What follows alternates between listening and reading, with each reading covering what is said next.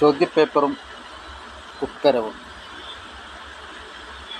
വിദ്യാഭ്യാസവും cockroach party അല്ലെങ്കിൽ പാറ്റപ്പാർട്ടി.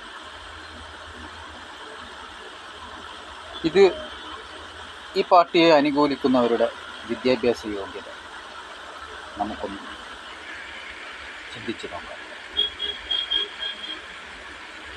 യഥാർത്ഥത്തിൽ വിദ്യാഭ്യാസം എന്ന് പറയുന്നത് ചോദ്യവും ഉത്തരവുമാണ്. കോളേജുകളിലും മറ്റ് യൂണിവേഴ്സിറ്റികൾക്ക് മുന്നിലും നമ്മൾ വിജയിപ്പിച്ച് മുന്നേറേണ്ട ഒരു കടമ്പ മാത്രമാണ് ഓരോ പരീക്ഷ. ഇപ്പോൾ വന്നിരിക്കുന്ന ഈ വിദ്യാഭ്യാസ സംസ്കാരം, അതിൽ ചില ജോലിയിലേക്ക്, ചില മെറിറ്റിലേക്ക് എത്തിച്ചേരാൻ നീറ്റ് എക്സാം എന്ന പരീക്ഷയുടെ കടമ്പ വിദ്യാർത്ഥികൾ കടന്നേറ്റി. കാരണം കോപ്പിയടിയും മറ്റുള്ള പ്രശ്നങ്ങളും മൂലം അത്ര സുതാര്യമായിട്ടാണ് ഈ പരീക്ഷ തുടങ്ങിയത് മുതൽ ഇത്ര കാലം വരെ നടത്തിപ്പോകുന്നത്.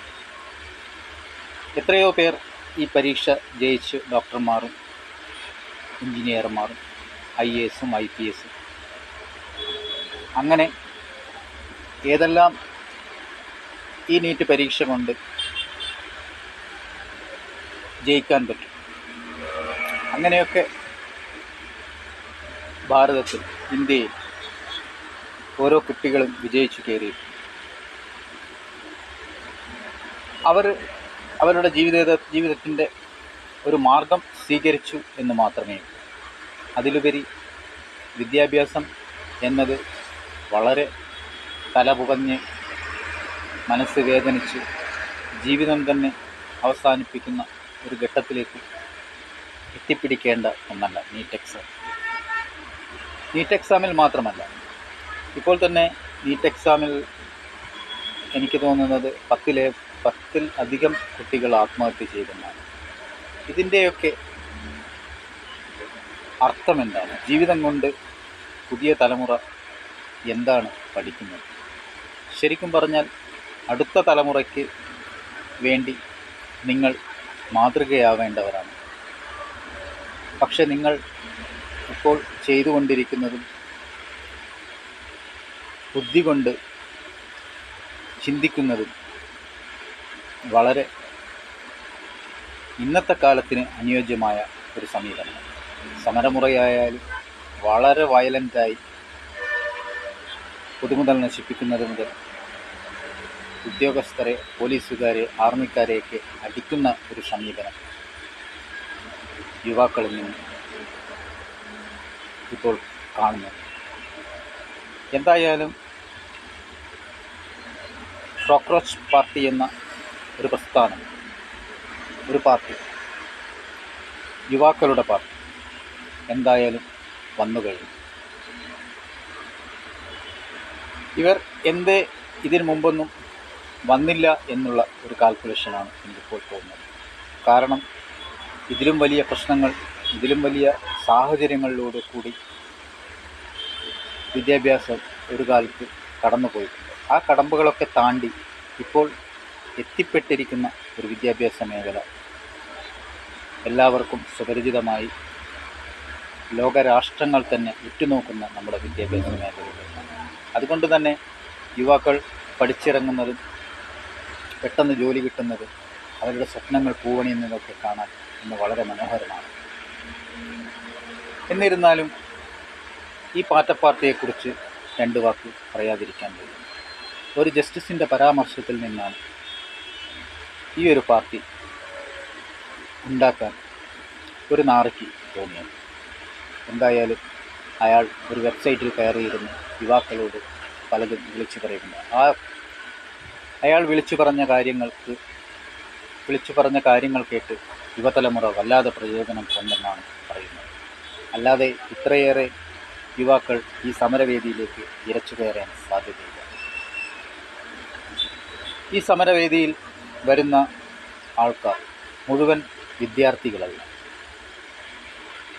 ഇത് ശരിക്കും പറഞ്ഞാൽ ഒരു സമരമല്ല.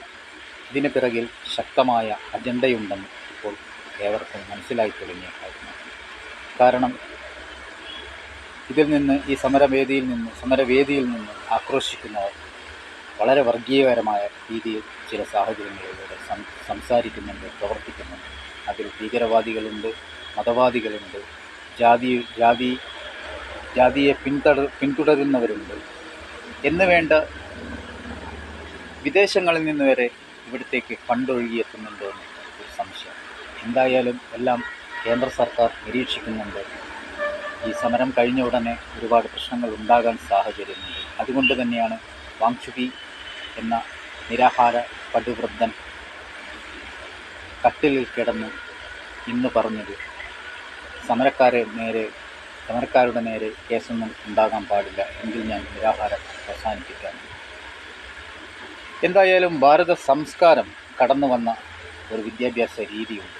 ആ വിദ്യാഭ്യാസ രീതികൾ ഇന്നത്തെ തലമുറയും പുറത്തുനിന്ന് ഇവരെ സപ്പോർട്ട് ചെയ്യുന്ന താരങ്ങളും ഒക്കെ ഒന്ന് മനസ്സിലാക്കിയാൽ കൊള്ളാം.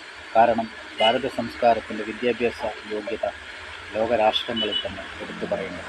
ആര്യഭട്ടനും സുശ്രുത സംഹിതയും വൈദ്യശാസ്ത്രവും ആയുർവേദവും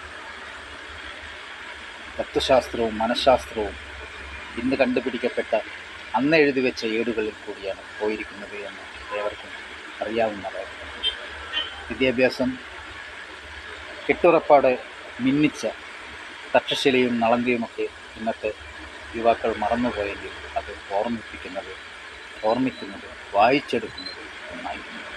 എന്തായാലും സമരത്തിന് ഇറങ്ങിയതല്ലേ, അടിയും പിടിയുമായി നിങ്ങൾക്ക് ഒരു നല്ല ചിന്ത എന്തായാലും കാലം നിങ്ങൾക്ക് സമ്മാനിക്കുമെന്ന് ഈ ആയുഷ്കാലത്തിൽ ഈ പ്രപഞ്ച സത്യം ഈ ഭാരതത്തിൽ ഇത് തെളിയിക്കപ്പെട്ടിട്ടുള്ളതാണ്.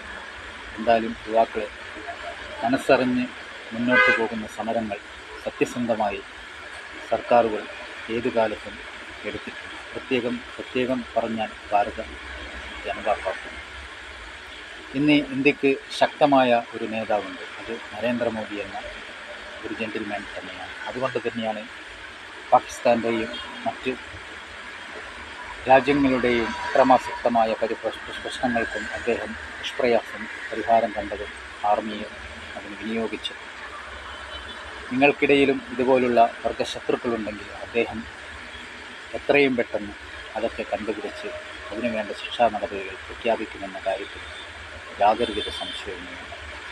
എന്തായാലും നരേന്ദ്രമോദി സർക്കാർ നീറ്റ് എക്സാമിൻ്റെ കാര്യത്തിൽ ഒരു ഫാസ്റ്റ് ട്രാക്ക് കാര്യത്തിൽ കോടതി തന്നെ ഉണ്ടാക്കാൻ പോകുകയാണ്.